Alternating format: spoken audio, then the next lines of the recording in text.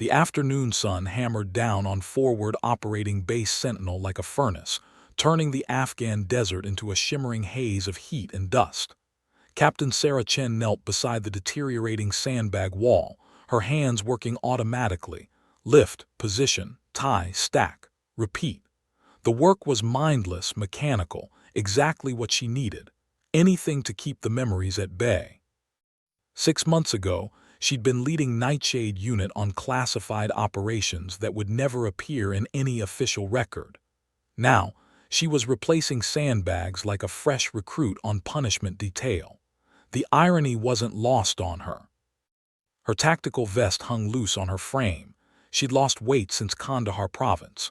Beneath the accumulated grime and dust, the Nightshade unit badge was barely visible, a black flower on midnight blue background, elegant and deadly. She should have removed it weeks ago. Regulations said discharged unit insignia had no place on active duty uniforms, but taking it off felt like erasing the 12 people who died under her command. So it stayed, hidden under layers of dust and shame, a secret she carried against her heart. "Chen, pick up the pace," Sergeant Morrison barked from the shade, not bothering to help. She didn't respond, just moved faster. Speaking attracted attention. Attention led to questions. Questions led to conversations about before, and before was a graveyard she refused to visit in daylight. The other soldiers avoided her. Word had spread that she was damaged goods, some failed Black Ops mission, reassigned to FOB Sentinel for recovery and evaluation. In military speak, that meant career over, just running out the clock until discharge. They didn't know she'd volunteered for this assignment, requested the most remote, most forgotten posting she could find, hiding in plain sight while she pieced together the truth. Because Kandahar province hadn't been a firefight gone wrong, it had been an execution. A convoy of vehicles approached the main gate, dust plumes rising behind them. Chen didn't look up. Brass visited occasionally, took photos with troops, pretended to care, then disappeared back to air-conditioned offices. She'd seen it 100 times. Inspection detail looked sharp. Morrison suddenly stood at attention. Chen continued working. She wasn't on inspection detail. She was on shit detail, literally the lowest priority job on base. The convoy stopped near the command building. Doors opened. Officers emerged in crisp uniforms that had never seen real dust. And then, a voice that made her hands freeze mid-motion. "General Reeves on deck." Sarah's heart stopped. Marcus Reeves. The man who'd created Nightshade Unit 15 years ago. The man who'd recruited her straight out of Special Forces selection. The man who'd given her mother a folded flag and told her that her daughter died a hero. She kept her head down, praying he'd walk past, praying the dust and grime made her invisible. But fate had never been that kind.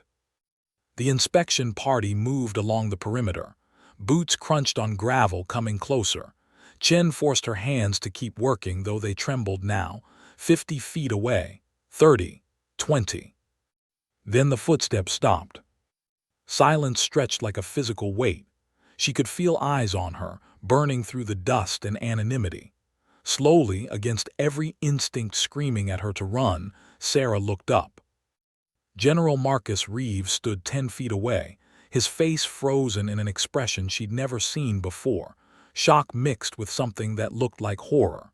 His eyes were locked on her vest, specifically on the small patch of midnight blue just visible where her jacket had shifted. The Nightshade badge. Their eyes met. Recognition flashed across his face, followed immediately by a carefully controlled mask of military composure. But she'd seen it. He knew. And worse, she realized with dawning dread, he hadn't expected to see her alive. "Sir, this is just routine maintenance," Morrison began, but Reeves raised a hand, silencing him without breaking eye contact with Chen. "Soldier, what's your name?" His voice was steady, but she heard the underlying tremor. "Captain Sarah Chen, sir." Her voice came out raspy from disuse. "Captain," he tested the word, "my office now." "Sir, she's assigned to," Morrison protested. Did I stutter, Sergeant? Reeves's tone could freeze blood. This soldier is coming with me. Anyone has a problem with that, they can take it up with the Pentagon. The general's security detail tensed, hands drifting toward weapons.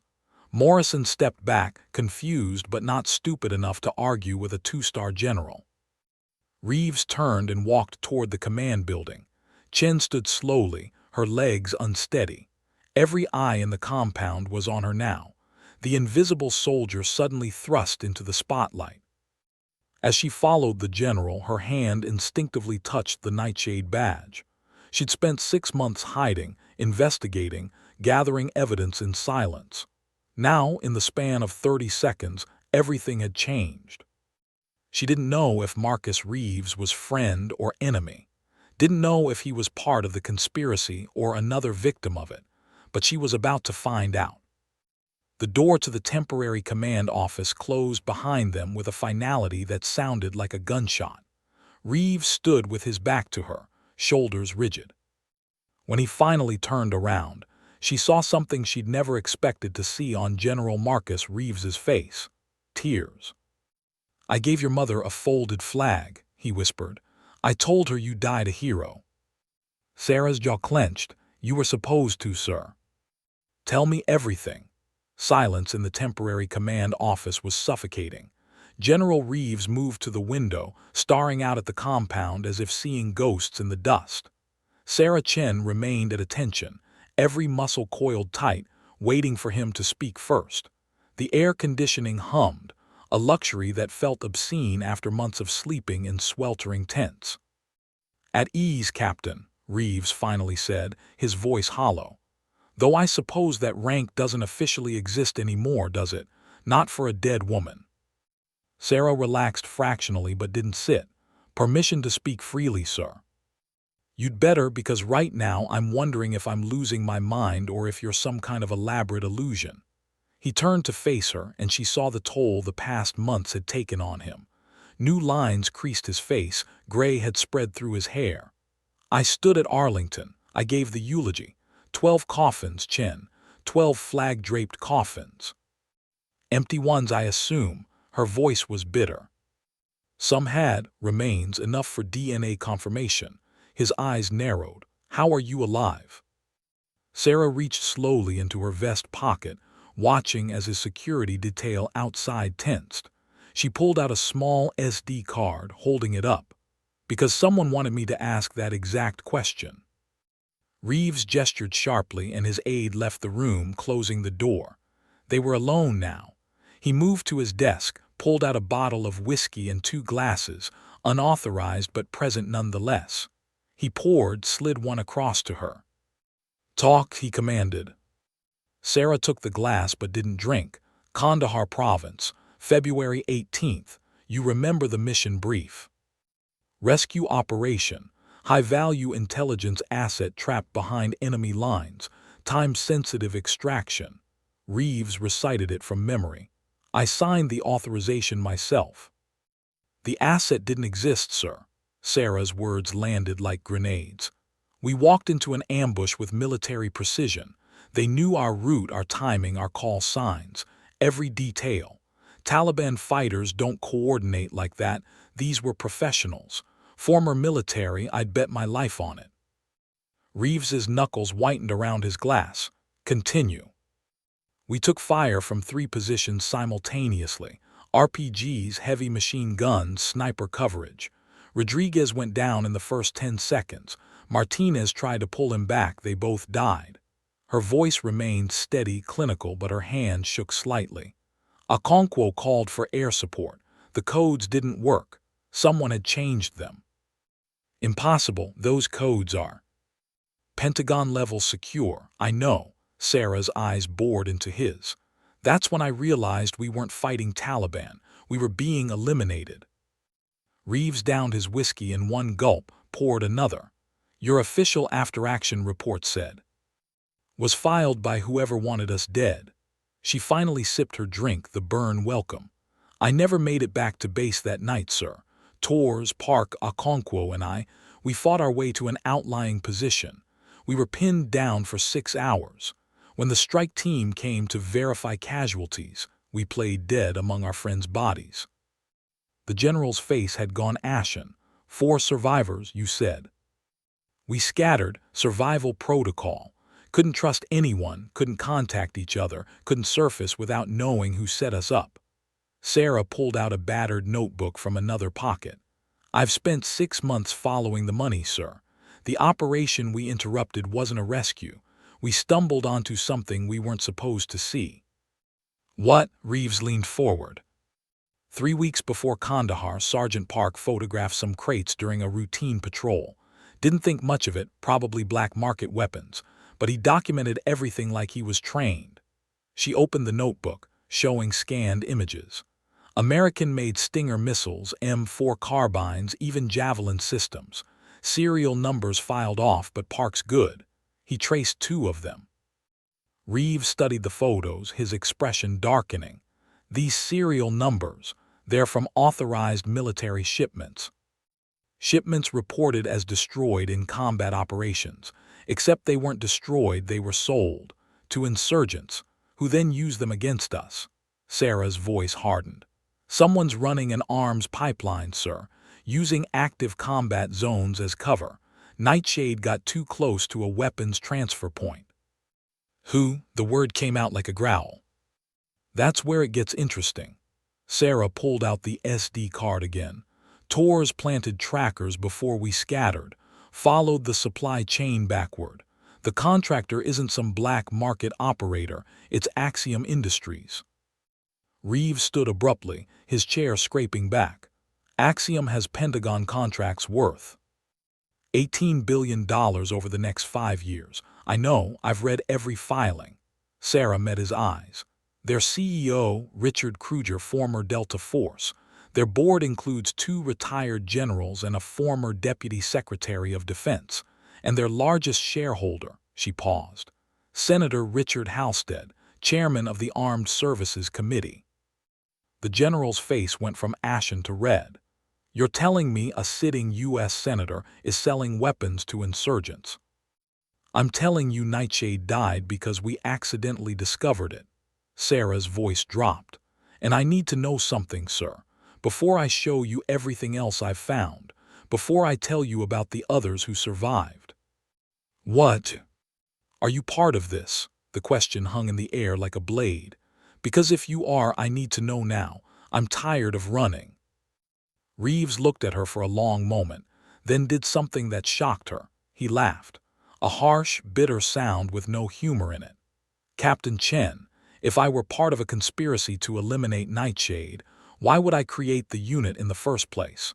Why would I spend 15 years building the most effective covert operations team in U.S. military history? Money, power, politics. Sarah didn't blink. I've learned not to assume anything, sir. The general nodded slowly, respect flickering in his eyes. Smart. Trust no one. He opened a drawer, pulled out a file, and slid it across the desk. 3 months ago, I started receiving coded messages. Dead drops, encrypted emails, anonymous packages, all using Nightshade protocols that only unit members would know. Sarah opened the file. Inside were photographs, grainy, surveillance-style shots of Lieutenant James Park in Germany, Staff Sergeant Maria Okonkwo at Fort Benning, Corporal Danny Tors in what looked like rural Montana. You found them, she whispered. They found me, each one testing, watching, making sure I wasn't compromised before revealing themselves. Reeves leaned back. You're not alone, Chen. You never were, and now that I know there are 4 of you. His expression turned predatory. Maybe it's time Nightshade came back from the dead. Sarah felt something she hadn't felt in 6 months. Hope. But it was immediately crushed by the sound of explosions outside. The mortars hit with devastating precision, and she knew they'd been compromised. Again, the first mortar round hit the barracks with a shriek that turned the world into fire and chaos. The explosion lifted Sarah off her feet, slamming her against the wall of Reeves's office. Glass shattered inward, embedding in the furniture, the walls, the space where they'd been standing seconds before. Down, Reeves shouted. already moving with the instincts of a combat veteran. He grabbed Sarah's vest and yanked her behind the heavy oak desk as a second explosion rocked the building. Dust and debris rained down from the ceiling. Sarah's ears rang, but her training kicked in immediately. She rolled to the window, risking a glance outside. The barracks section she'd been assigned to, her bunk, her gear, everything, was an inferno. 3 direct hits in succession, precisely targeted. Soldiers scattered like ants, some on fire, others dragging wounded comrades toward cover.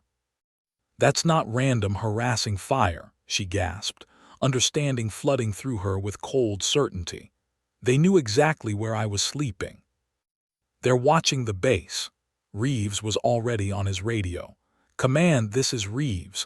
We have incoming coordinates suggest interior targeting, possible compromised." A fourth explosion cut him off, this one hitting the command building's east wing. The entire structure shuddered. Somewhere nearby, someone screamed. Sarah's mind raced. Mortar attacks on FOBs weren't uncommon, but this was different. Too accurate, too focused. Someone had the exact grid coordinates of her quarters, and now they were walking fire toward the command building, toward this office. "They're adjusting based on movement," she said, watching the pattern. "Sir, they've got eyes on us. Drone, satellite, someone inside the wire. I don't know, but they're tracking in real time." Reeves's jaw clenched. He looked at her, and she saw the calculation in his eyes, the same math she was doing. If someone knew she was alive and where she was, they'd known the moment he'd pulled her into this office. Which meant this attack started the instant their meeting began. "How fast can you move?" he asked. "Faster than you, old man." Despite the situation, she almost smiled. "Smart ass." He grabbed a go bag from behind his desk. Sarah noted he kept one ready, good tradecraft, and pulled out 2 M9 pistols, tossing her one. "We've got maybe 2 minutes before they bracket this building. The bunker's 100 meters north, but it's what they expect." Sarah checked the weapon, muscle memory taking over. "We go south, use the smoke as cover, get to the motor pool. And then we stop being predictable." Another explosion, closer now, 50 meters out. The windows that remained intact rattled in their frames. Voices shouted outside, NCOs organizing response, soldiers manning defensive positions, medics screaming for stretchers. Reeves moved to the door, hand on the knob.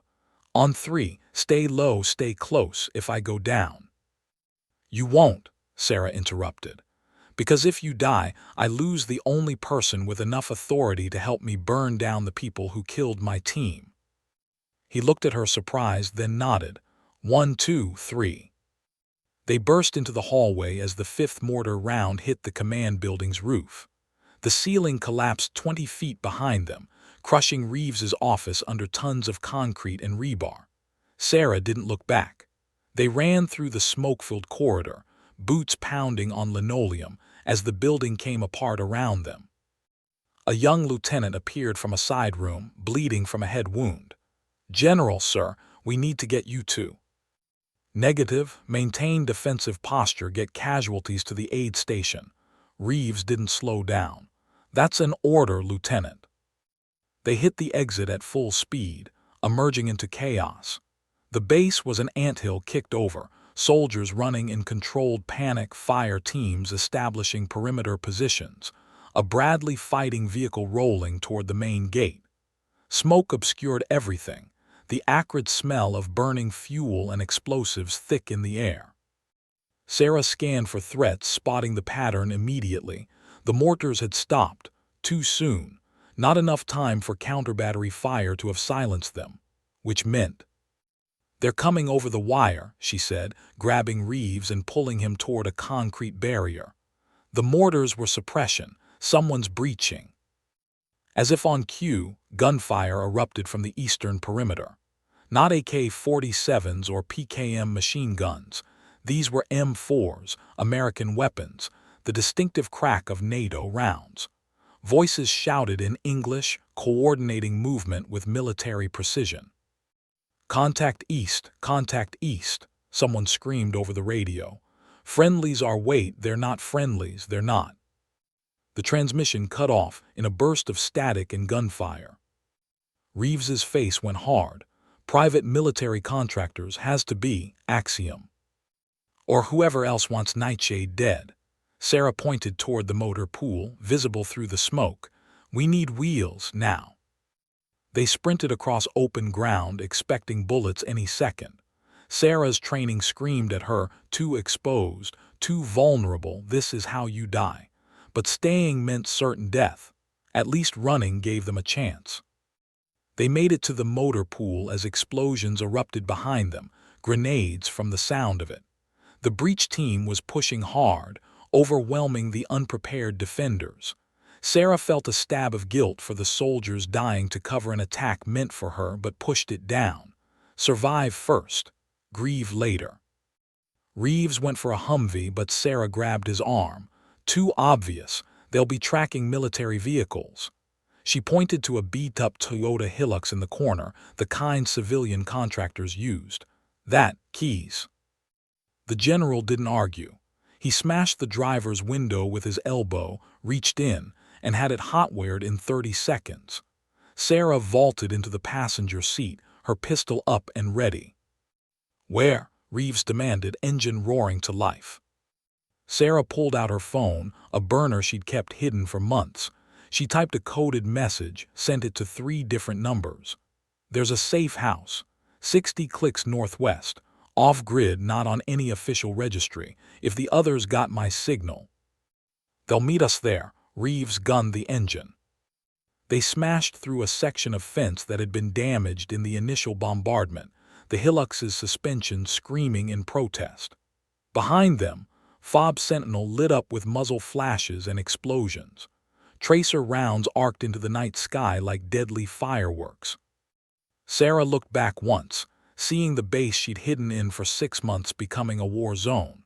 Soldiers she'd eaten with, worked beside, ignored and been ignored by, they were dying because she'd been found. This is my fault, she said quietly. No, Reeves's voice was iron. This is the fault of whoever sent killers to a U.S. military installation. And Captain, he glanced at her, his expression fierce in the dashboard lights. We're going to make them pay for every single life lost tonight. They drove into the darkness, leaving the burning base behind. Sarah's phone buzzed once, then twice, then 3 times. She looked at the messages, relief flooding through her. They're alive, she said. Park Okonkwo tours, they got the signal, they're coming. Reeves nodded grimly. Then it's time to stop hiding, time to stop running. His hands tightened on the wheel. Time to remind these bastards why Nightshade was the most dangerous unit in the U.S. military. Sarah checked her weapon, her jaw set with determination. Sir, with all due respect, we still are. In the rearview mirror, Fob Sentinel burned like a funeral pyre. But from those ashes, something deadlier was rising. Nightshade was coming back. And this time they were bringing the fight to the enemy. The safe house sat in the middle of nowhere, a dilapidated farmhouse 60 kilometers outside Kabul, surrounded by poppy fields that hadn't been cultivated in years. Sarah had purchased it through a shell company 8 weeks ago, using money skimmed from black market transactions she'd intercepted. It wasn't much: crumbling walls, a roof that leaked, floors that creaked with every step, but it was invisible. Off every grid, registry and satellite map that mattered. General Reeves parked the stolen Hilux in the barn, covering it with moldy hay. They'd driven through the night, taking random turns, doubling back, ensuring no one followed. Sarah's training had kept them alive, but exhaustion was setting in now. Adrenaline could only carry you so far. How long? Reeves asked, checking his watch. It was 400 hours. Park was in Germany, 12 hours minimum assuming he can get transport. Sarah moved through the house, checking sight lines, escape routes, defensible positions, old habits. Okonkwo's at Fort Benning 16 hours if she's fast. Tours, she paused. Tours could be here in 6 hours or 6 days. He's been living off-grid, paranoid, might not trust the signal. Can you blame him? No, sir, I can't. They waited. Reeves made coffee on a camping stove, terrible, bitter stuff that tasted like heaven. Sarah cleaned her weapon, then cleaned it again. Neither slept. Sleep meant vulnerability, and they'd both seen what happened when you let your guard down. The sun rose, painting the poppy fields gold, beautiful and deadly like everything else in Afghanistan. At 1100 hours, a vehicle approached. Sarah was at the window instantly, rifle up. A battered Land Rover, civilian plates. It stopped 50 meters out. The driver's door opened slowly. Lieutenant James Park stepped out, hands visible, moving carefully. He looked different, thinner, harder, a beard covering his formerly clean-shaven face. But his eyes were the same, sharp, calculating, missing nothing. Nightshade Protocol 7, he called out. Authentication, the flower blooms at midnight. Sarah felt her throat tighten. That was their emergency extraction code, the one they'd established in training 5 years ago. Response, but poison tastes sweet at dawn. Park's shoulders sagged with relief. He walked forward and Sarah met him at the door. For a moment, they just stared at each other. Two people who'd bled together, fought together, died together in all the ways that mattered. Then Park pulled her into a crushing hug. I thought I was the only one, he whispered. I thought I was alone. Me too, Sarah managed, her voice breaking. Me too. Reeves gave them a moment, then stepped forward. Lieutenant Park. Park snapped to attention instinctively. General Reeves, sir. Good to see you're not trying to kill us. That remains to be seen, Reeves said dryly. But for now, we're on the same side. Come inside. We have work to do. 3 hours later, a motorcycle roared up the dirt road. Staff Sergeant Maria Okonkwo had made record time from Fort Benning, probably broken every regulation and speed limit between Georgia and Afghanistan. She dismounted like a warrior from mythology, 6 feet of coiled muscle, scars mapping her dark skin, eyes that had seen hell and spit in its face. She looked at the farmhouse, at Park standing in the doorway, at Sarah emerging from the shadows. Her hard expression cracked. Well, damn, she said, her voice thick with emotion. The gang's back together. Sarah walked down to meet her. They'd been best friends once before Kandahar, before death and betrayal had scattered them like leaves. Okonkwo grabbed her in a bear hug that lifted her off the ground. You magnificent, paranoid, brilliant bitch, Okonkwo laughed through tears. I knew you were too mean to die. Right back at you, Maria. They went inside. Park had spread out maps and documents on a rickety table. Reeves was organizing intelligence reports. It almost felt like old times, Nightshade planning an operation, each member falling into their role naturally. Almost, because they were still missing one. The sun was setting when they heard it, footsteps. Not a vehicle, just boots on dirt. Everyone went still, weapons rising. The door opened slowly. Corporal Danny Torres stood in the doorway, looking like a ghost. He'd always been the smallest member of Nightshade, barely meeting height requirements, but what he lacked in size he made up for in sheer lethality. Now he looked like he'd been living in the mountains for months, wild-eyed, unkempt, suspicious. Prove you're real, he demanded, a pistol in each hand. All of you, prove this isn't a trap. Sarah understood. Torres had always been the most paranoid, the one who saw threats everywhere. Kandahar had probably shattered what little trust he'd had left. Kandahar Province, she said quietly. February 18th. We were pinned down in Building 7. You were hit in the leg. I used my belt as a tourniquet. You told me about your daughter. Sophia, 7 years old, loves butterflies. You made me promise that if you died, I'd tell her you loved her. Tor's hands shook. Sarah. Yeah, Danny, it's me. It's really me. The pistols lowered. Torres stumbled forward and Park caught him as he collapsed. I've been alone for so long, I thought. We all did, Okonkwo said softly. But we're here now, we're together. They gave Torres time to compose himself. Reeves poured him coffee, and slowly, The 4 survivors of Nightshade unit sat around the table like they'd done 100 times before.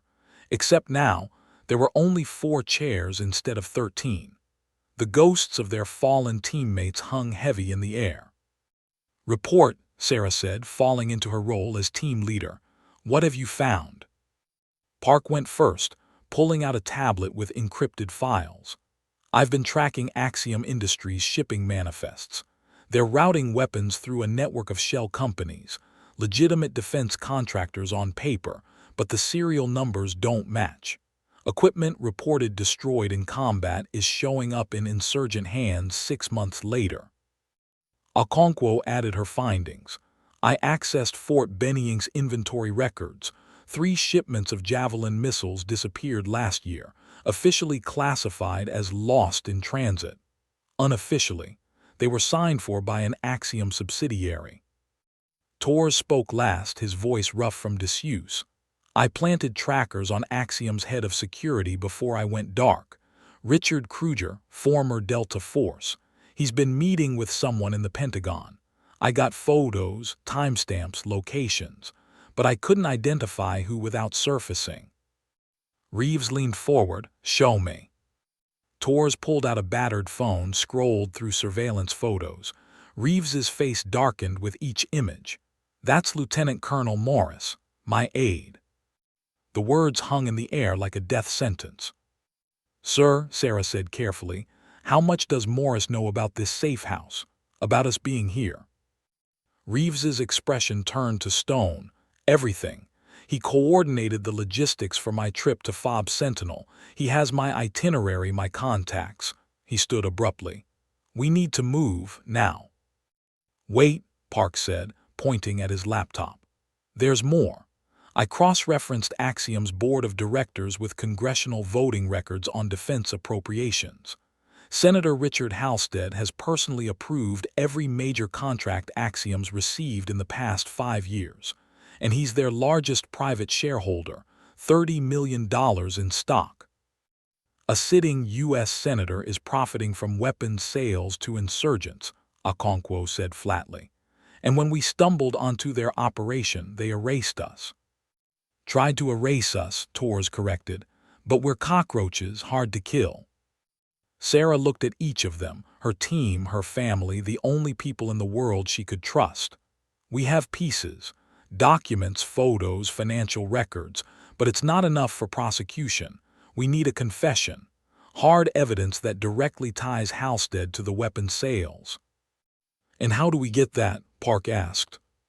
Torres smiled, a cold, dangerous expression. "Remember that tracker I mentioned, the one on Kruger?" "Yeah. He's scheduled to meet someone in Dubai in 72 hours. High-level meeting, tight security. I've been monitoring the communications. And guess whose name came up in the encrypted messages?" "Halstead," Sarah breathed. "Not the senator directly, too smart for that, but his chief of staff, David Brennan. He's the bagman, the one who does Halstead's dirty work."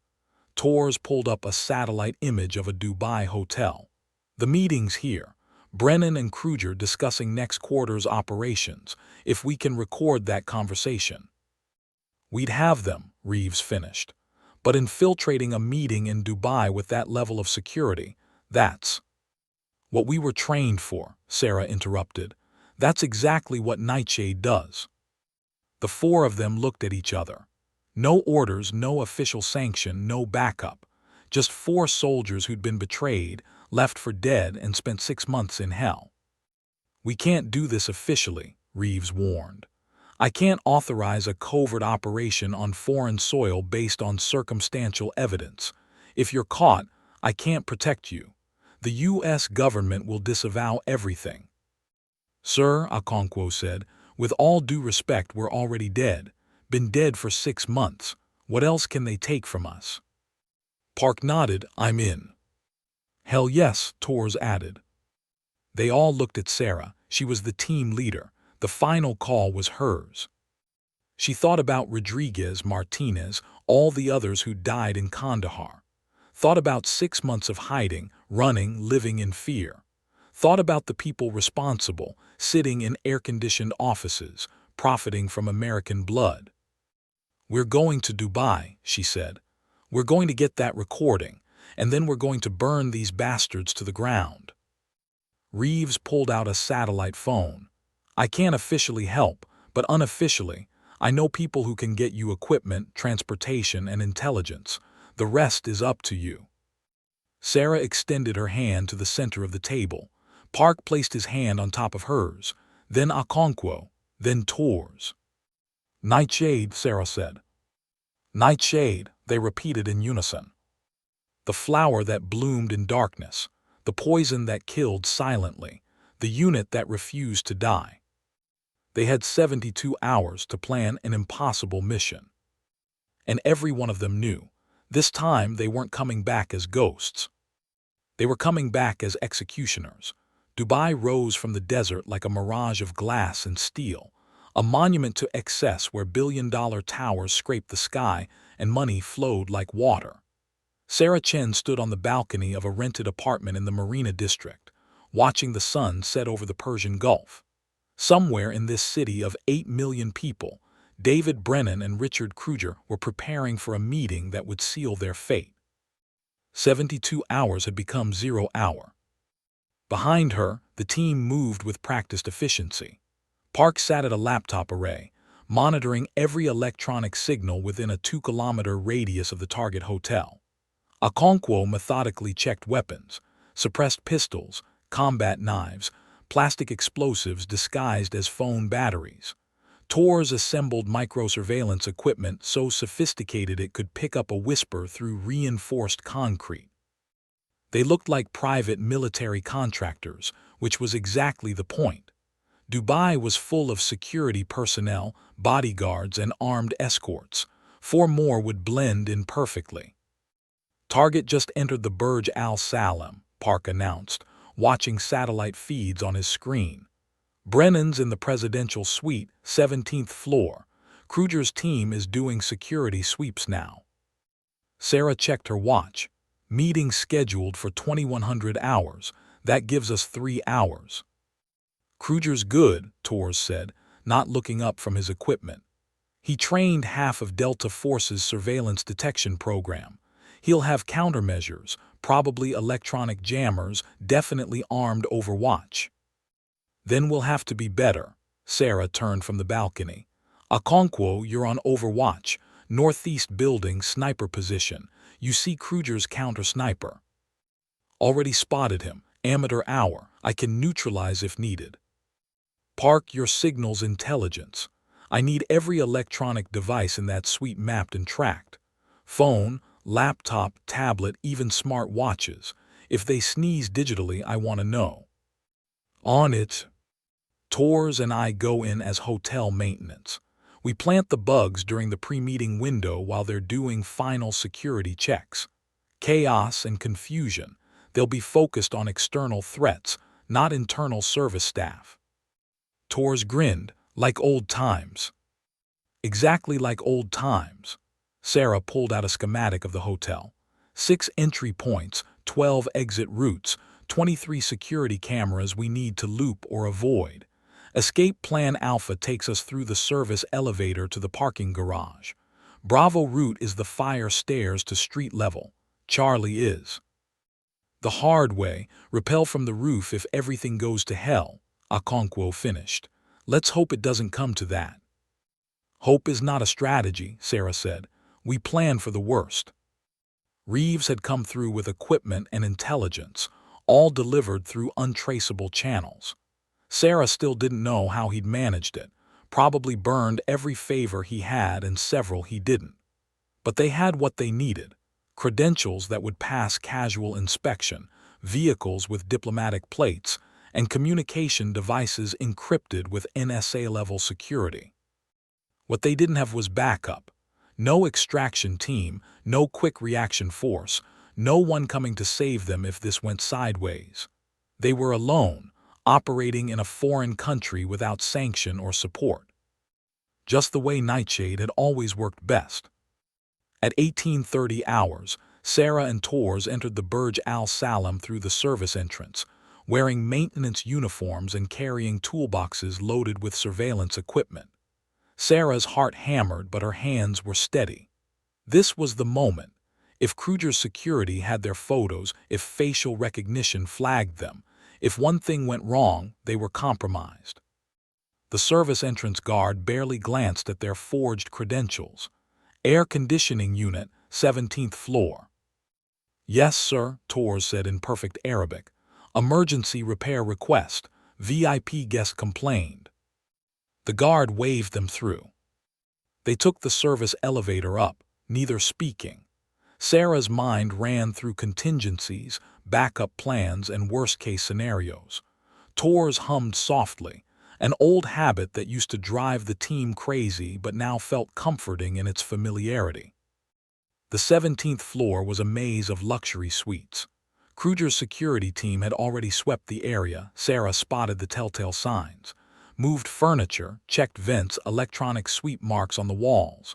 They were thorough, but they'd made one mistake. They'd finished their sweep an hour ago. Standard procedure was to post guards and wait. But there was a gap, a small window where the suite was empty and unsecured. Nightshade lived in those gaps. Sarah picked the presidential suite service entrance lock in 45 seconds. They slipped inside, moving like shadows. The suite was obscene, marble floors, gold fixtures, floor-to-ceiling windows overlooking the city. A conference table dominated the main room, already set up with laptops and documents. 2 minutes, Sarah whispered, checking her watch. Torres moved with surgical precision, planting micro-devices in the chandelier, under the table, inside the air conditioning vent, even in the base of an ornamental plant. Each bug was smaller than a shirt button, nearly invisible and capable of recording crystal-clear audio for 72 hours. Sarah photographed every document on the table with a camera disguised as a pen. Shipping manifests, financial records, encrypted communications, all of it potentially damning evidence. 1 minute, she warned. Torres planted the last device and nodded. They moved toward the service exit, but Sarah's instinct screamed warning. She grabbed Torres and pulled him into the bathroom just as the main door opened. Through the crack in the bathroom door, she watched Kruger enter with 2 security personnel. He was exactly as Torres had described, 6'2", muscular, moving with the predatory grace of a lifelong operator. His eyes swept the room with professional paranoia. "Run another electronic sweep," Kruger ordered. "I don't trust anything." Sarah's blood turned to ice. Their bugs would show up on a detailed sweep. They had maybe 90 seconds before discovery. She looked at Torres. He was already pulling out a small device, a broad-spectrum electromagnetic pulse generator, highly illegal and extremely risky. If he triggered it, their surveillance equipment would be fried. But so would every electronic device in the suite, including Kruger's sweep equipment. And it would alert everyone that something was wrong. Torres raised an eyebrow. "Your call." Sarah made the calculation in 3 seconds.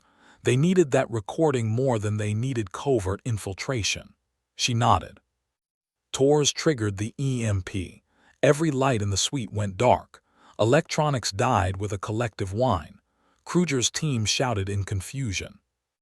Sarah and Torres moved in the darkness, muscle memory guiding them to the service exit. Behind them, backup generators kicked in, emergency lights flickered on. But by then, they were gone, racing down the service stairs. "All teams abort," Sarah hissed into her comm. "We're burned, exfiltration route Charlie, move." They hit the parking garage at full sprint. Okonkwo was already there, engine running in a stolen Mercedes. Park appeared from another entrance, laptop bag over his shoulder. They piled in as hotel security alarms began wailing. "Drive," Sarah shouted. Okonkwo didn't need to be told twice. The Mercedes screamed out of the garage, tires smoking, security barriers shattering under the impact. Behind them, Kruger's team emerged from the hotel, weapons drawn. Gunfire erupted. Bullets sparked off the Mercedes' armored body. Reeves had provided a proper escape vehicle.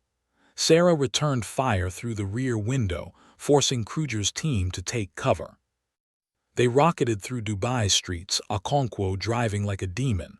Park worked frantically on his laptop.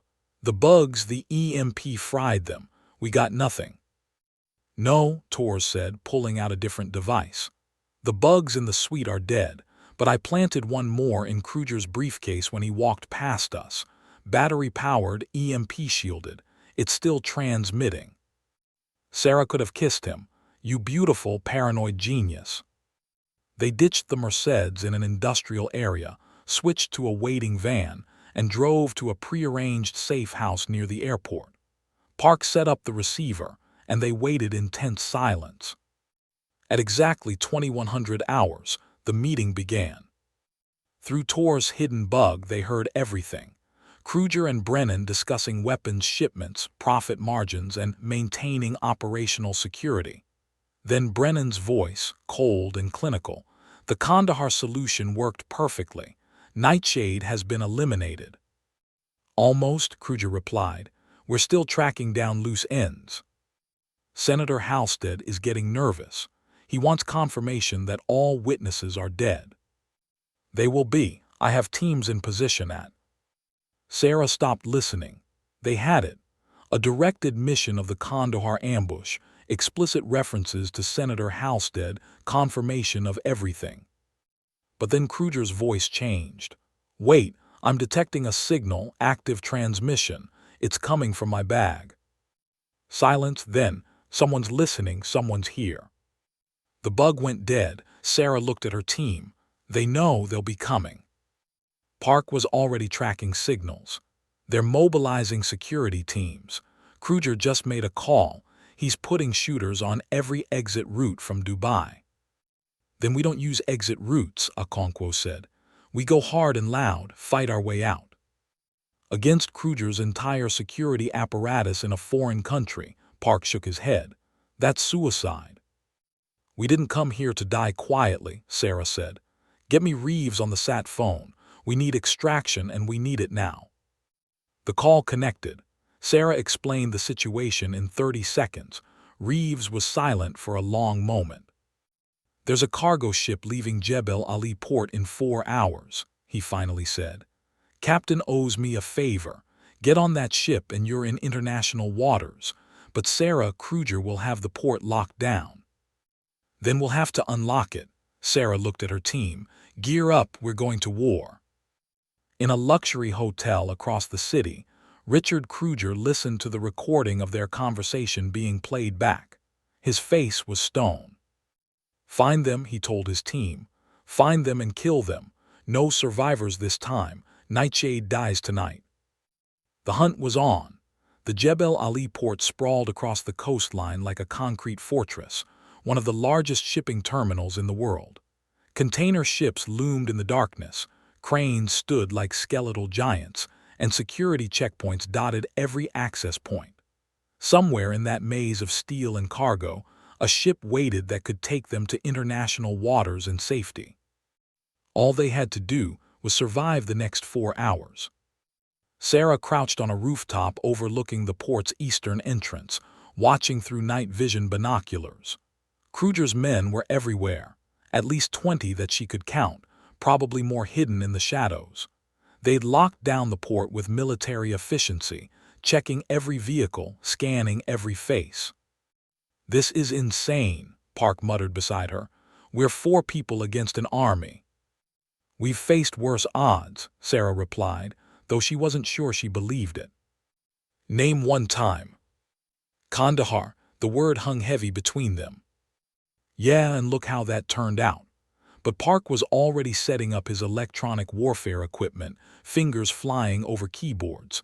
Give me 5 minutes. I can create a blackout in Sector 7, force them to reposition.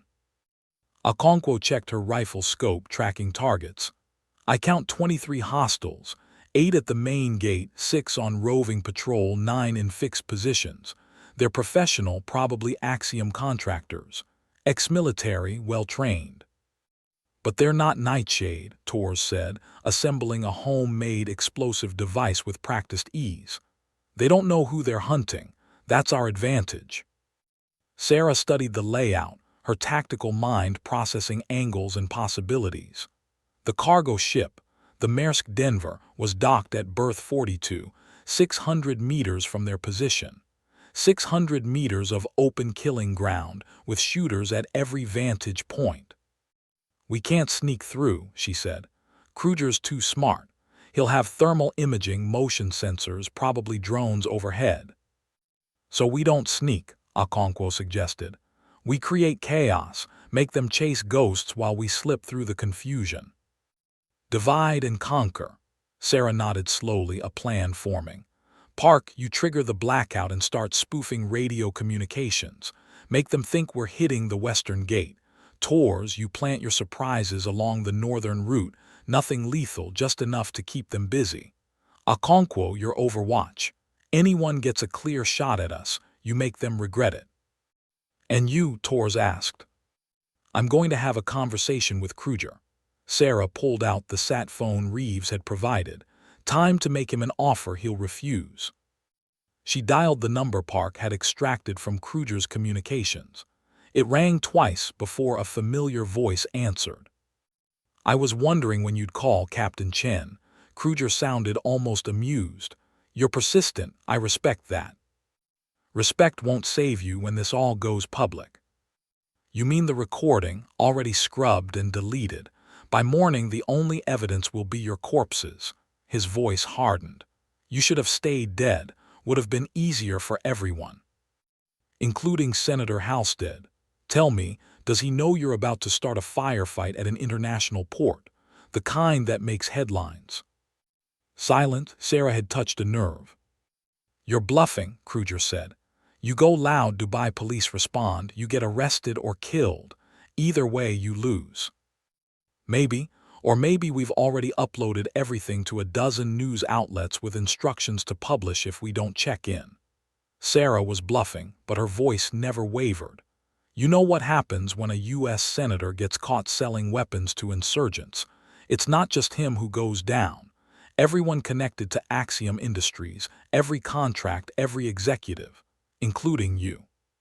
What do you want?" "Let us walk. We get on that ship and we disappear.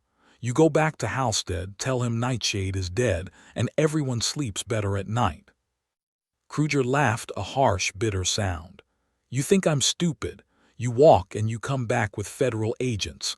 No deal, Chen. I'm going to find you and I'm going to finish what I started in Kandahar." "Then I guess we do this the hard way." Sarah hung up. Park looked at her. "That was the plan, make him angry." "Angry people make mistakes." Sarah checked her weapon. "And we're about to give him plenty to be angry about. Execute." At exactly 2300 hours, the port's eastern sector went dark. Park's virus crashed the electrical grid, plunging 20 acres into blackness. Emergency generators kicked in, but too slowly. For 90 seconds, chaos reigned. Sarah and her team moved like wraiths through the darkness. Tor's explosives detonated at the northern perimeter, flashbangs and smoke grenades, not lethal but terrifying. Kruger's men scrambled to respond, shouting coordinates, forming defensive positions. Park's voice crackled over comms, perfectly mimicking Kruger's speech patterns. "All units, contacts at Western Gate. They're trying to breach. Converge on static. Confusion." Half of Kruger's forces repositioned, chasing phantoms. Okonkwo's rifle cracked once, twice. 2 spotlights exploded into darkness. She was invisible on her rooftop, a guardian angel with a .308 rifle. Sarah and Tors sprinted through container rows, using the massive steel boxes as cover. 200 meters, 400. They were halfway to the ship when everything went wrong.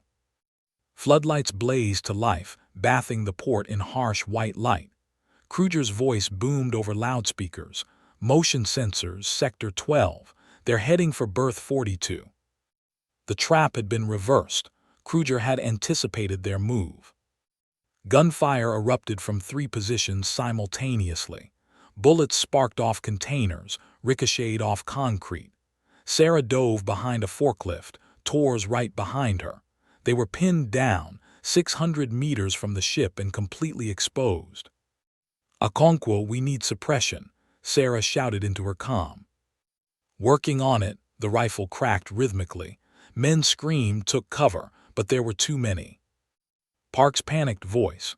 "Kruger's calling in Dubai police. We've got maybe 10 minutes before this place is swarming with cops." Sarah's mind raced. 10 minutes, 600 meters, 20-plus shooters between them and freedom. The math was impossible. Unless they changed the equation. "Tors, how much explosive do you have left?" He patted his vest. "Enough to make a statement. What are you thinking?" Sarah pointed to a fuel depot 200 meters north, massive tanks that supplied the port's vehicles. "Think you can hit that from here?" Tors pulled out a rifle grenade, calculated wind and distance. "It'll be close and loud, very, very loud." "Do it." He aimed, breathed, fired. The grenade arced through the night sky, a tiny meteor against the stars. It struck the fuel depot's control valve with perfect precision. The explosion was apocalyptic. A fireball mushroomed into the sky, turning night into day. Containers tumbled like toys. The shockwave knocked men off their feet. Alarms wailed across the entire port.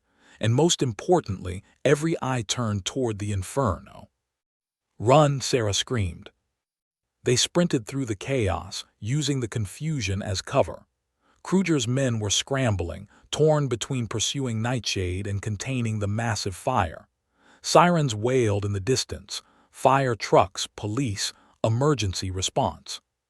400 meters, 300. A figure stepped from behind a container, rifle raised. Kruger himself, his face twisted with rage.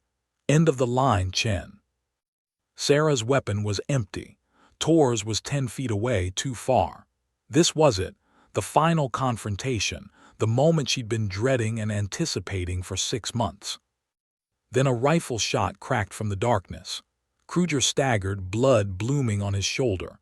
Not a kill shot. Okonkwo was too good for that to be an accident. She was sending a message. Kruger fell, clutching his wound. Sarah kicked his weapon away, leaned down close. "Tell Halstead we're coming," she whispered. "Tell him Nightshade doesn't forget, and we don't forgive." They left him there, bleeding but alive, and ran for the ship. The Maersk Denver's crew was already casting off, engines rumbling to life. Sarah and Tors leapt the widening gap between dock and ship, landing hard on the deck.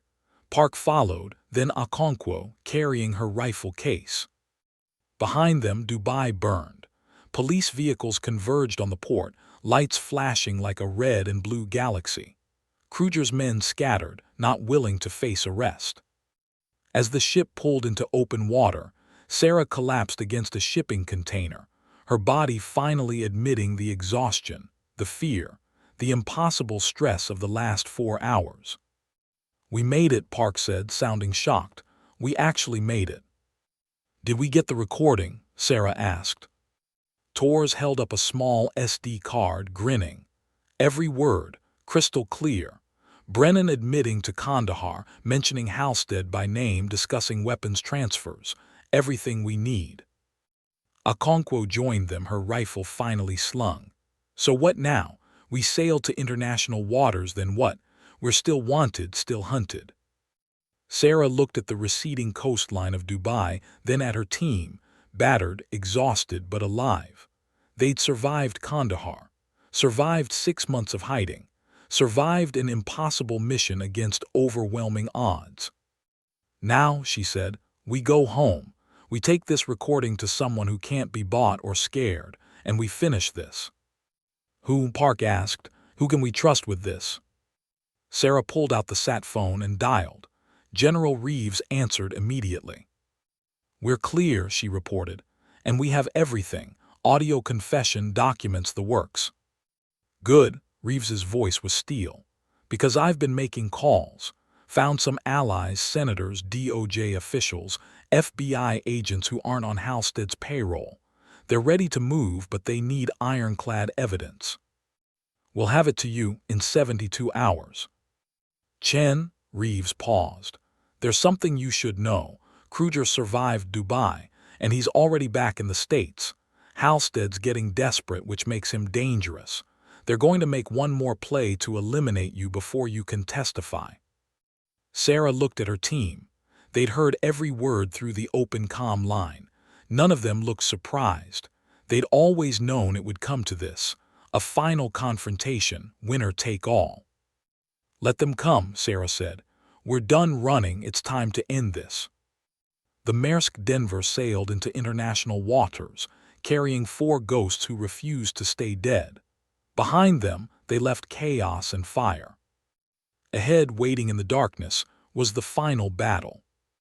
And this time, Nightshade was bringing the poison. The safe house in rural Virginia sat nestled among dense woods. 40 miles from Washington, D.C., it was supposed to be secure, a CIA black site that General Reeves had commandeered through back channels. Sarah and her team had arrived under cover of darkness, exhausted from their 72-hour journey from Dubai. The Maersk Denver had dropped them off the coast of North Carolina, where Reeves had arranged discreet transportation. Now, standing at the door of the safe house, Sarah felt her instincts screaming danger. "Something's wrong," she whispered, hand moving to her concealed weapon. Tors nodded, already scanning the tree line. Too quiet. No perimeter guards, no lookouts. Reeves said there'd be a security detail. Could be inside, Park suggested, but his voice lacked conviction. Okonkwo moved to the side entrance, peering through a window. Her face went pale. General Reeves is inside, but he's tied to a chair. Sarah's blood turned to ice. It's a trap, fall back now. The front door burst open. Armed men in tactical gear poured out, weapons raised. More emerged from the woods, cutting off escape routes. They were surrounded, outgunned, and out of options. A voice called out, smooth and cultured, "Please, Captain Chen, let's not make this messier than it needs to be. Drop your weapons." Senator Richard Halstead stepped onto the porch, looking impossibly calm in an expensive suit. Behind him, Lieutenant Colonel Morris, Reeves's trusted aide, stood with a smug expression and a pistol in his hand. Sarah's team tensed, ready to fight and die, but she raised her hand, stopping them. "Stand down," she ordered quietly. 20 weapons were trained on them. Fighting now meant certain death, and she needed to understand the situation first. They dropped their weapons. Morris's security team, private military contractors, not military or CIA, zip-tied their hands and pushed them inside the safe house. The interior was elegant, a facade of normalcy. General Reeves sat bound to a chair in the center of the room, his face bruised, blood trickling from his mouth. His eyes met Sarah's, filled with rage and regret. "I'm sorry," he managed through split lips. "Morris, I trusted him." "Trust is expensive, General," Morris said cheerfully, holstering his weapon. "And you couldn't afford my loyalty, but Senator Halstead could." Halstead settled into an armchair like a king on his throne, studying the captured Nightshade team with the detached interest of a scientist examining insects. Captain Chen, Lieutenant Park, Staff Sergeant Okonkwo, Corporal Tors, the ghosts of Kandahar risen from the grave. Quite remarkable, really. "You murdered my team," Sarah said, her voice cold as winter. "Sent us into an ambush. For what? Money, political power." "For necessity." Halstead's tone was matter of fact. Nightshade was an accident waiting to happen.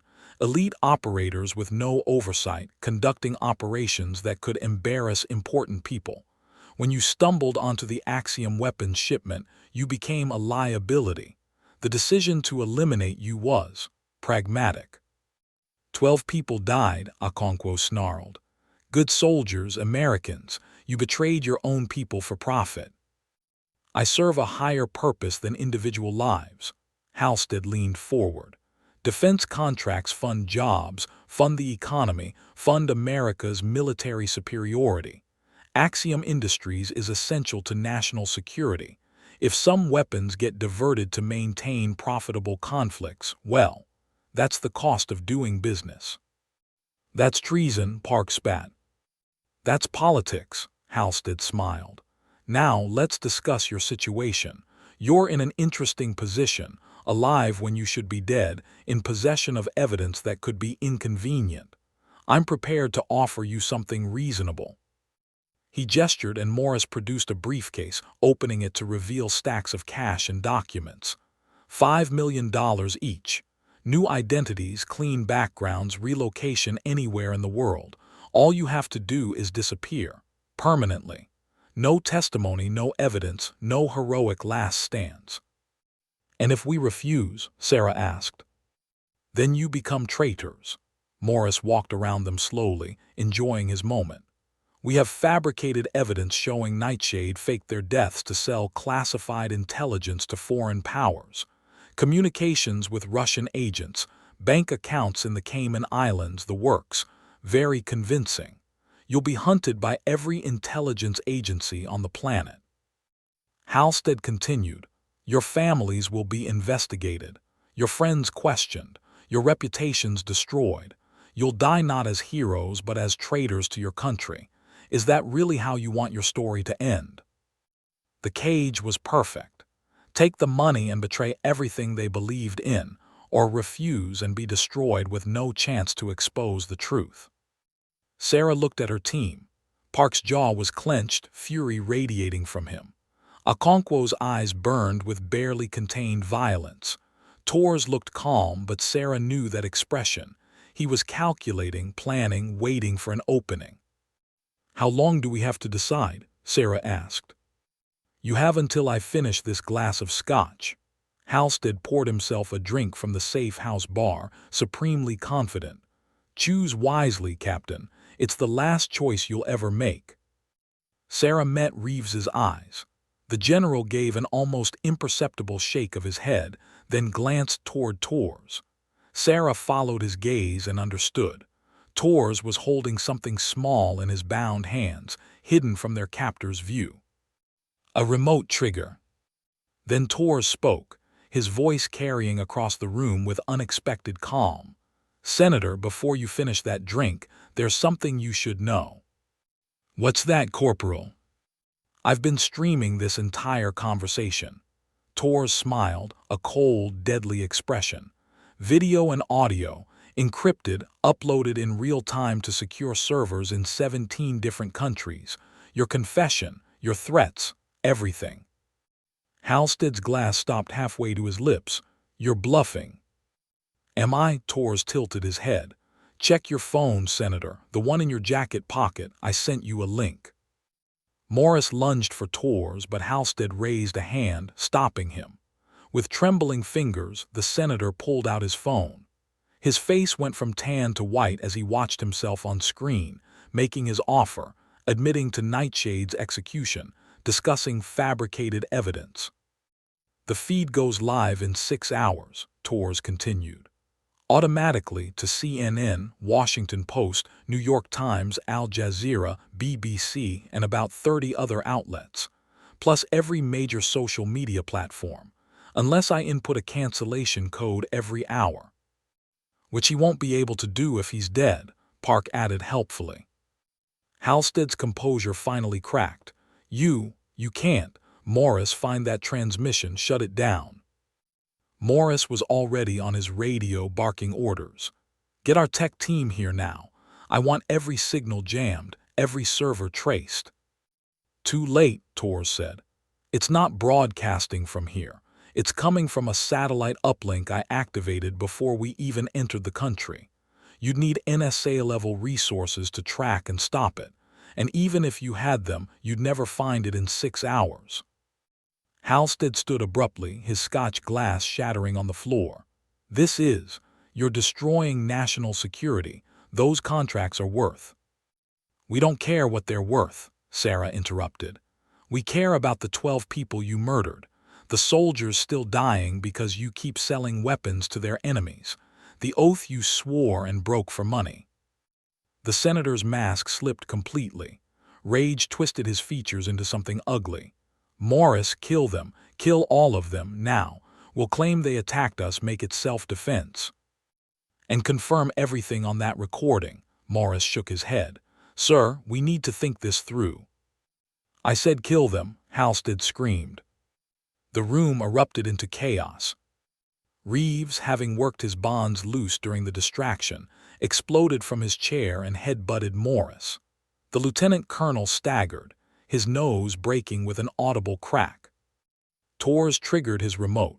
Small charges he'd planted while being zip-tied detonated throughout the room, flashbangs and smoke grenades hidden in ventilation shafts, under furniture, behind picture frames. The safe house became a maelstrom of light and sound. Sarah dropped to the floor, rolled, and came up with a fallen contractor's pistol. Her hands were still zip-tied, but she'd trained for this scenario 100 times. She fired twice, dropping 2 contractors before they could react. Okonkwo, always the most physically powerful, snapped her zip ties through sheer force and launched herself at the nearest threat. Her elbow strike shattered a jaw. Her knee destroyed another man's kneecap.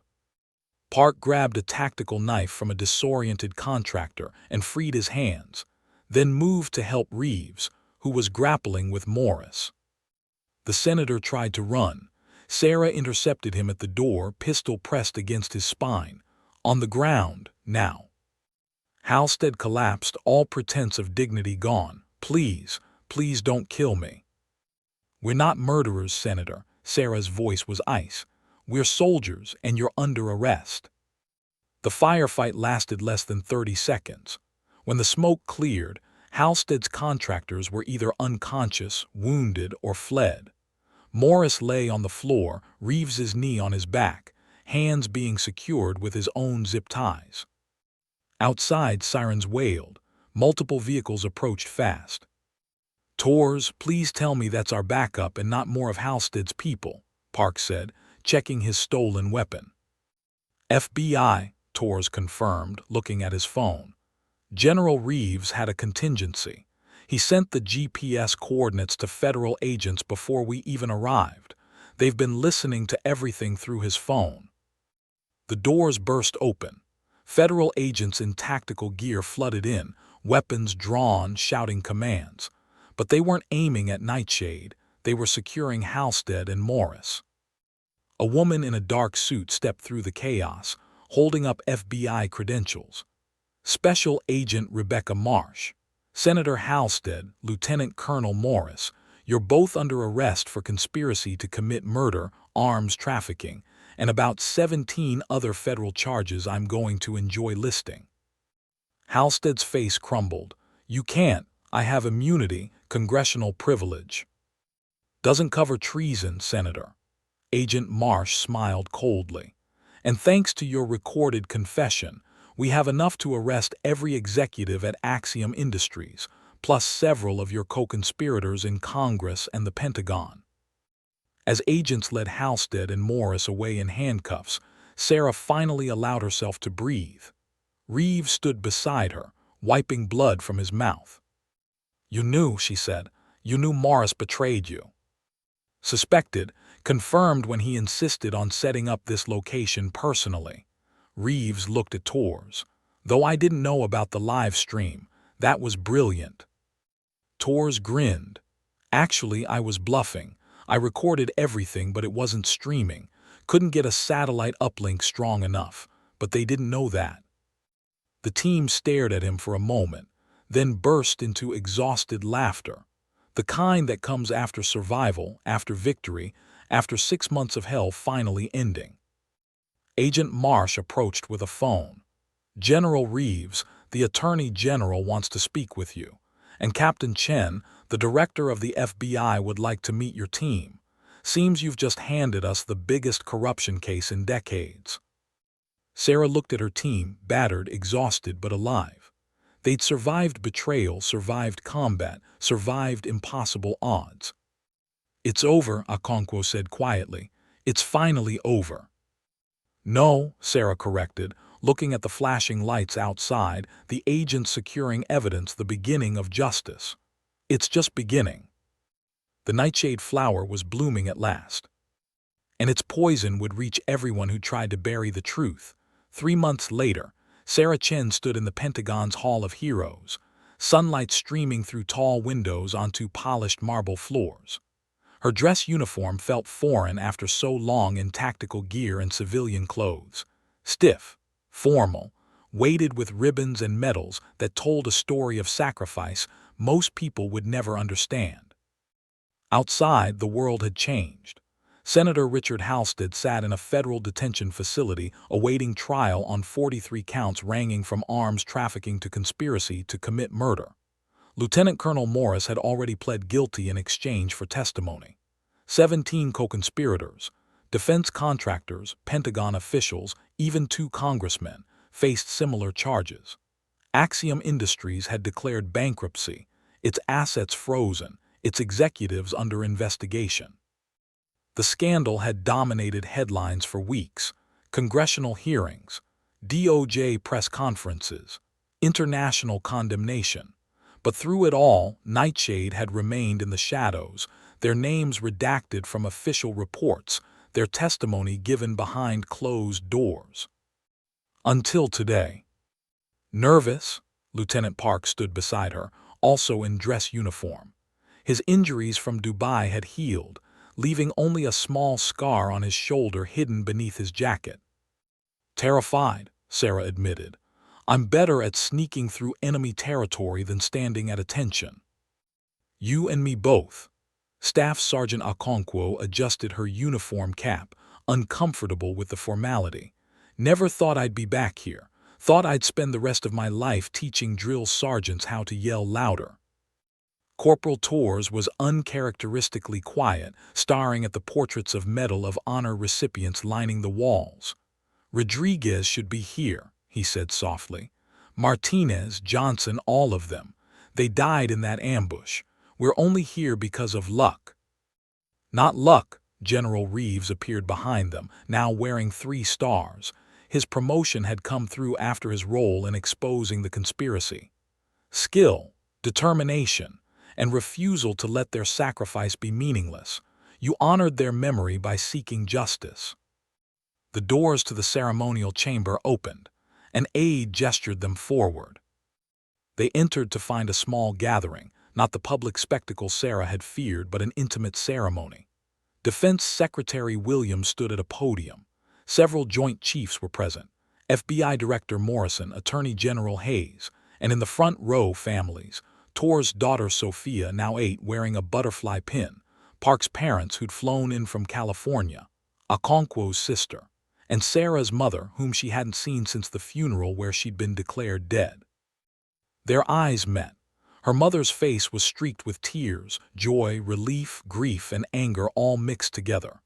Sarah had called her after the FBI debriefing, tried to explain, tried to apologize for the pain of believing her daughter was dead. The conversation had been difficult, incomplete, but her mother was here. That meant something. Secretary Williams began speaking. 9 months ago, we lost one of our most elite units to what we believed was enemy action. Today, we learned the truth. That Nightshade unit didn't fall to foreign enemies, but to betrayal from within. And we honor the survivors who refused to let that betrayal stand. He recounted the story in broad strokes: the Kandahar ambush, the months in hiding, the investigation that exposed corruption at the highest levels. Each word felt surreal to Sarah. She'd lived in silence so long that having her story told publicly felt like breaking the surface after drowning. The easy path would have been to take the offered money and disappear, Williams continued. To let sleeping dogs lie, as they say. But Captain Chen and her team chose the harder path, the path of duty, of honor, of service to a country that had seemingly abandoned them. He turned to face them directly. By order of the President of the United States, and with the full support of the Joint Chiefs of Staff, Nightshade Unit is hereby officially reinstated as a Special Activities Division under direct oversight of the Office of the Secretary of Defense. A aide brought forward a flag, midnight blue with a black flower emblem. The Nightshade Unit colors, officially recognized for the first time in the unit's 15-year history. Furthermore, Williams said, Captain Sarah Chen is hereby promoted to Major and offered command of the reconstituted unit, with full authority to recruit, train, and establish operational protocols. Sarah stepped forward, accepting the flag with trembling hands. The weight of it, not physical but symbolic, nearly overwhelmed her. Reeves leaned close, whispering, "There's a condition, one you insisted on." Sarah nodded and turned to face the assembled officials. "Mr. Secretary, I accept command on one condition that must be part of the official record." William smiled slightly. "State your condition, Major." "Nightshade will never again operate without oversight and accountability. Every mission will be properly authorized. Every operation will be documented. We work in the shadows, but we will no longer be kept in the dark by those we serve." Her voice strengthened. "We lost 12 people because someone decided their lives were expendable for political convenience. That can never happen again." The secretary nodded gravely. "Agreed. The new charter includes mandatory congressional notification, inspector general oversight, and quarterly reviews. Nightshade will have the independence needed for effectiveness, but never again the isolation that enabled betrayal." He extended his hand. Sarah shook it, feeling the weight of responsibility and possibility. The ceremony concluded with the presentation of awards: silver stars for each survivor, posthumous honors for the fallen. When Sophia Torres walked up to accept her father's award on behalf of her grandfather, Danny's father, who died while his son was in hiding, there wasn't a dry eye in the room. Afterward, in a private reception, Sarah found herself surrounded by her team. They stood together, united by trauma and triumph, carrying invisible scars that would never fully heal. "So what now?" Park asked. "We actually going to do this, rebuild Nightshade?" "Not rebuild," Okonkwo corrected. "Transform, make it better, make it worthy of the people we lost." Torres raised a glass of champagne, his first drink in 9 months. "To the fallen, to the ones who didn't make it home." "To the fallen," they echoed. Sarah's mother approached cautiously. They looked at each other for a long moment, years of unspoken words hanging between them. "I'm sorry," Sarah began. "I'm so sorry I couldn't tell you couldn't." Her mother pulled her into a fierce embrace. "You're alive. That's all that matters. You're alive and you did the right thing, and I am so proud of you." Sarah let herself cry, finally releasing months of held tension. Her mother held her like she had when Sarah was a child, whispering that everything would be okay. Later, as the sun set over Washington, the 4 survivors of Nightshade stood on the Pentagon's river terrace, watching the Potomac flow past. "General Reeves told me we'll have our pick of candidates," Sarah said. "Special Forces, SEALs, Delta, CIA, everyone wants in now that we're official." "We'll need to be careful," Park cautioned. "Choose people who understand what this unit really means, not glory hounds looking for headlines." "People who value the mission over themselves," Okonkwo agreed. "People like Rodriguez," Torres added quietly. "Like Martinez, like all the ones we lost." Sarah looked at the Nightshade flag, now flying beside the American flag on the Pentagon grounds. A symbol that had once represented death and secrets now stood for resilience, accountability, and truth. "The Nightshade flower has always had dual meanings," she said. "Poison and protection, death and healing. For years we were the poison, the deadly secret that eliminated threats. But I think we can be something more now." "What's that?" Park asked. "The cure, the antidote to corruption, to betrayal, to the darkness that infects even good institutions." She turned to face her team. "We'll still operate in the shadows. We'll still do the missions no one else can do, but we'll do them the right way, with honor, with accountability, with the knowledge that every life, ours and theirs, matters." Okonkwo placed her hand on Sarah's shoulder. "Rodriguez would have liked that." "Martinez would have made a joke about it being too sentimental," Park added with a sad smile. "And then done it anyway," Torres finished. They stood together as the sun disappeared below the horizon, 4 survivors carrying the weight of 12 ghosts. But the weight felt different now, not crushing but purposeful. A reminder of why they fought, why they sacrificed, why they refused to stay buried. In the distance, the lights of Washington, D.C. began to glow. A city full of secrets and power, corruption and idealism, all mixed together in the messy reality of governance. Somewhere in that city, enemies plotted, threats emerged, dangers lurked in the spaces between laws and ethics. And waiting in the shadows, officially sanctioned but independently fierce, Nightshade units stood ready. The flower had bloomed at last, and its roots ran deep, nourished by the blood of the fallen, growing stronger in the light of truth. Sarah Chen looked at her team, her family, her fellow survivors, her brothers and sisters in arms, and knew with absolute certainty that they would honor the dead by living with purpose. They were Nightshade. They were the poison that cured. They were the darkness that protected the light. And they would never, ever stay buried. The end.